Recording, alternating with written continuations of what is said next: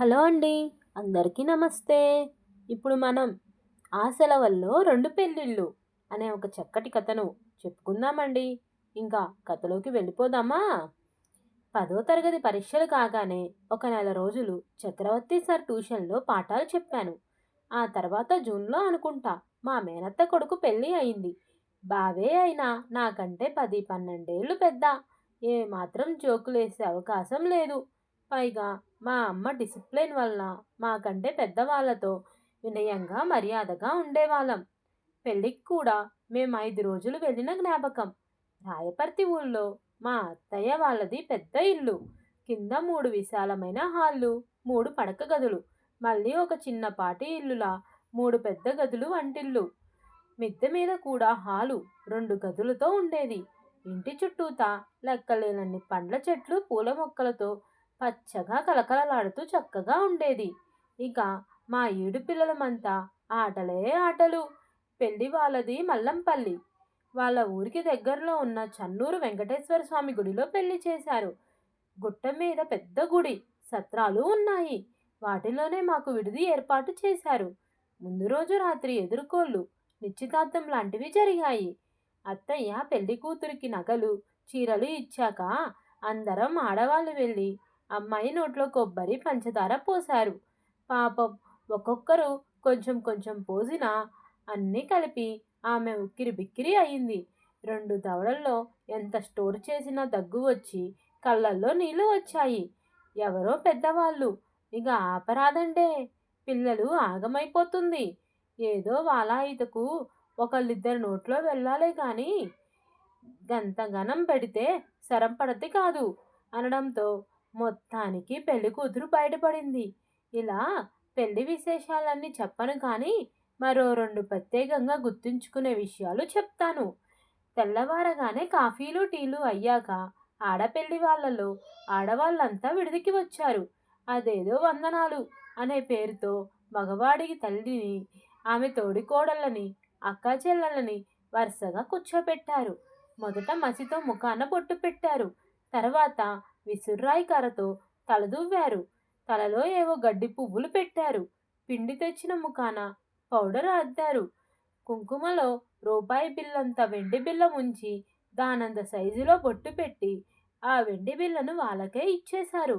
కొందరైతే బంగారు బిల్లను చేయించి ఇస్తారని అక్కడ ఆడవాళ్ళంతా చెప్పుకుంటుంటే విన్నాను.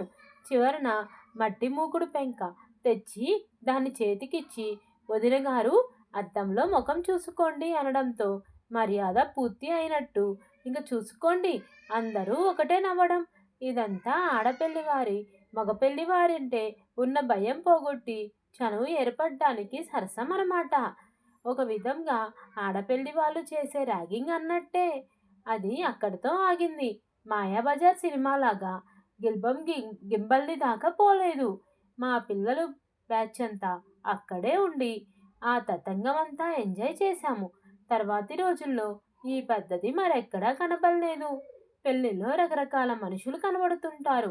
అలాగే ఆ పెళ్లిలో ఒక నడివయసాయన ఇంగ్లీషు, తెలుగు కలిసిన విచిత్రమైన తెలుగులో మాట్లాడుతూ ఉంది.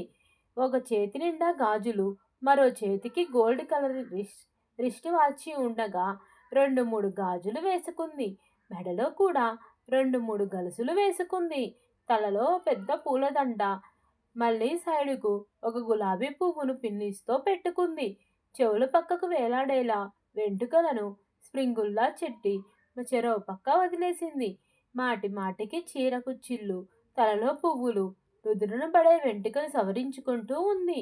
10 నిమిషాలకొకసారి గదిలోకెళ్ళి ముఖాన్ని అద్దం ముందు ముఖానికి పౌడర్ అద్దుకొని ఒంటికి సెంటు పూసుకొని వచ్చేది. పెళ్ళంతా అయ్యాక నాగవల్లి, సంధ్యనం, తాళిపాకం లాంటి కార్యక్రమాలు అయ్యేదాకా ఆవిడ వధూవరుల పక్కనే కూర్చొని ఇక భోజనాలకి వెళ్తారనగా ఇంకేంది పెండ్లి కొడుకు ఇక మా హ్యాండ్ ఓవర్ అయినట్టే. మా పిల్ల ఎట్లా చెప్తే అట్లా పిల్లగాడు వినాలే. స్టాండ్ అంటే స్టాండ్, సిట్ అంటే సిట్ అని పెద్ద జోకు వేసినట్టుగా ఒళ్ళంతా కదిలిపోతూ నవ్వింది. అప్పటిదాకా పురోహితుడు గాని పెద్దవాళ్ళు గాని ఏది చెబితే అది చేస్తూ వచ్చిన మా బావకు ఆ మాటతో సడన్గా కోపం, రోషం రెండూ వచ్చాయి. వెంటనే లేచి నిలబడి, ఎవరమ్మా నువ్వు? ఏం మాట్లాడుతున్నావు? హ్యాండ్ ఓవర్ ఏంది? స్టాండ్ సిట్ ఏంది?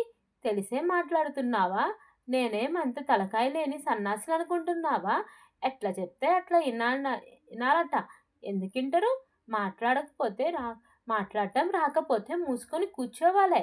ఏదో పెద్దోళ్ళని ఊరుకుంటుండే అట్టుండగానే అందరూ గుమ్ముగూడి ఏమైంది? ఏమైంది?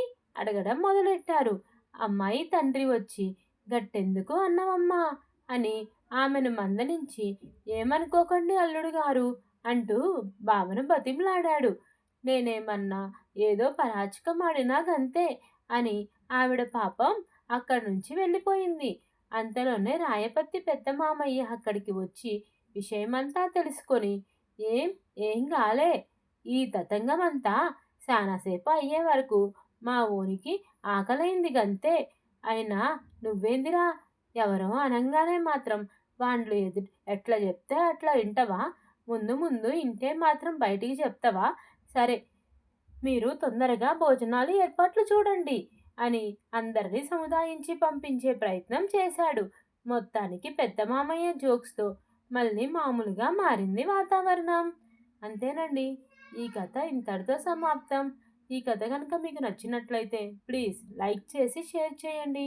అలాగే మొదటిసారి మన ఛానల్ ఎవరైనా చూస్తున్నట్లయితే సబ్స్క్రైబ్ చేయడం మర్చిపోకండోయ్.